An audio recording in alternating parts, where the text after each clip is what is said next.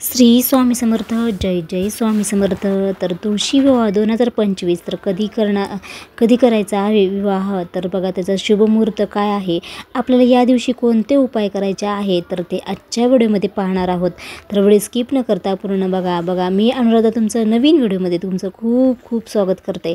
तर बघा आपला तुळशी विवाह येणाऱ्या 2 नोव्हेंबरच्या दिवशी साजरी करायची आहे. तर बघा आपला धार्मिक मान्यतेनुसार तुळशी विवाह हे खरंच पूजनीय म्हटलं जातं, कारण आपली लक्ष्मी माता म्हणजे तुळशी असते, तर तिच्या पूजनीय म्हटलं जातं. तर खरंच त्याला खूप महत्त्व आहे. तर तुम्हाला हे माहिती आहे की आपली तुळस माता म्हणजेच लक्ष्मीचं स्वरूप म्हटलं जातं.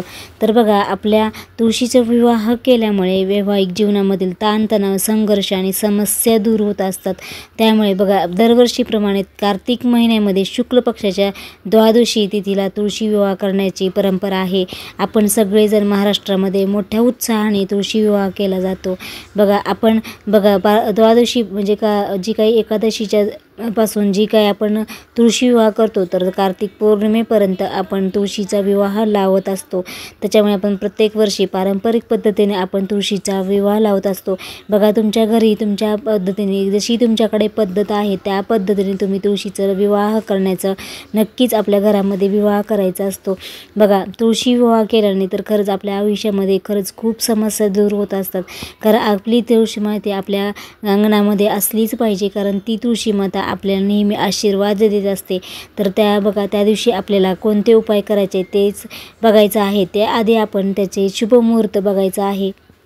बघा 2 नोव्हेंबरच्या दिवशी आपल्याला सकाळी 7:31 वाजतापासून आपल्याला जी सुरू होणार आहे शुभमुहूर्त, तर 3 नोव्हेंबरच्या पहाटे 5:07 वाजेपर्यंत संपणार आहे. तर तसंच आपल्याला उदयतिथीनुसार 2 नोव्हेंबरच्या दिवशीच आपल्याला तुळशी विवाह साजरा करायचा आहे. तर त्या दिवशीच आपल्याला तुळशी विवाह साजरा करायचा आहे. बघा आपल्या तुळशी ही खरंच खूप पूजनीय म्हटलं जाते, कारण लक्ष्मीचं स्वरूप म्हटलं जातं. तुळशीची पूजा केल्याने बघा संध्याकाळी तुळशीसमोर तुपाचा दिवा लावल्याने घरात सुख शांती टिकून राहत असते. बघा आपली स्थितीसुद्धा चांगली होत असते. आपले जे वैवाहिक जीवन आहे तर त्याच्यामध्ये अडथळे दूर होतात. त्याच्यामध्ये पती पत्नीतलं नातं जे आहे तर ते अति घट्ट होतं आणि जिव्हाळा वाढत असतो. त्यामुळे तुळशीचा विवाह करणं खरंच अत्यंत शुभ म्हटलं जातं आपल्या घरामध्ये. त्यामुळे काही तुमच्याकडे गावाकडे किंवा तुम्ही जिथे कुठे राहता तुमच्या परंपरेनुसार तुळशी विवाह नक्कीच करायचा असतो. त्या दिवशी सकाळी लवकर उठा.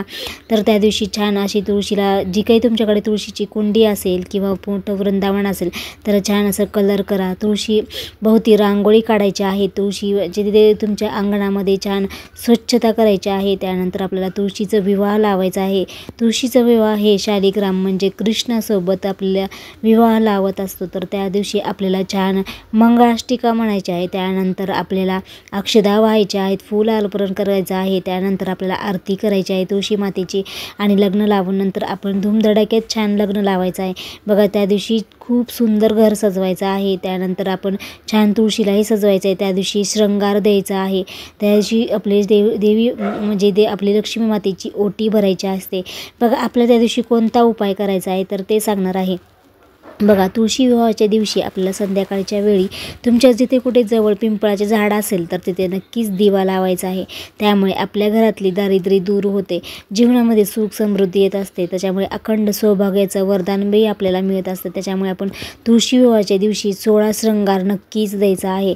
बघा 16 शृंगार जी काही आपण जेव्हा म्हणजे नेलपेंट असू द्या, मेहंदी असू द्या, आपले हिरव्या बांगड्या, आपले मंगळसूत्र, जोडवी, असे 16 टिकलीचं पॉकेट जी काही आपण वापरतो तसंच 16 शृंगार आपण लक्ष्मी देवी आपले जी तुळशी माता आहे तिला अर्पण करायचं आहे. लक्ष्मीचा आशीर्वाद मिळवण्यासाठी आपण तुळशी भोवती 7 वेळा परिक्रमा करायचा आहे. तर बघा प्रार्थना करायची आहे. त्यानंतर आपल्याला बघा आता चातुर्मास जसं चालू होतो तसं आपला विष्णू निद्रावस्थेत असतात. तर त्या दिवशी आपल्याला तुळशीला हलवायचं आहे. म्हणजे त्या दिवशी आपले विष्णू जे आहेत निद्रावस्थेत उठत असतात. त्याच्यामुळे देव उठणी एकादशी ही म्हटली मानली जाते.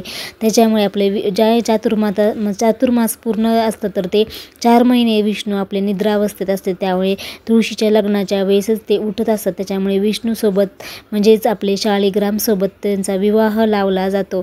तर ह्याची पौराणिक कथा खूप आहे. तर ते पौराणिक कथा पण आहे. तर त्यानुसार आपले जी काही लक्ष्मी माता म्हणजेच आपली तुळस असते त्याच्यामुळे ती खूप पूजनीय असते. खूप महत्त्व आहे तुळशी मातेचं. तर त्याची खूप छान लग्न लावायचं आहे आणि हा उपाय नक्कीच करायचा आहे. तर बघा, तुळशी विवाह आहे ज्या दिवशी आपल्याला कच्चं दूध नक्कीच व्हायचं आहे.